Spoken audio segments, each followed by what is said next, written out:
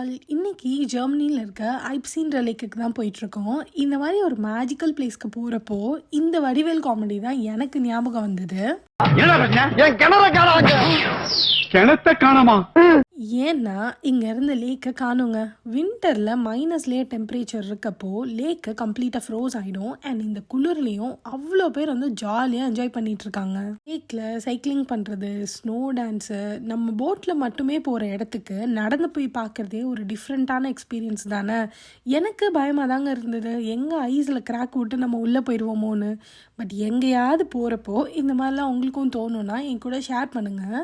But குட்டி பையன் கூட பயம் இல்லாமல் ஜாலியாக நடந்துட்டு தான் இருந்தான், ஸ்டாலர்லாம் தள்ளிட்டு. நான் இந்த மாதிரி ஒரு ஃப்ரோசன் லேக் அது வரைக்கும் பார்த்ததும் இல்லை, அது மேலே நடந்ததும் இல்லைங்க. அண்ட் என்னோடய லைஃப்பில் இது ஒரு பெஸ்ட் டேவாக இருந்தது. பிரசாந்த் அவங்க பங்குக்கு ஸ்கேட்டிங்லாம் ட்ரை பண்ணிட்டு இருந்தாங்க. அண்ட் கொஞ்ச நேரம் ஐஸில் விளையாடிட்டு அப்படியே ஜாலியாக கிளம்பிட்டோம்.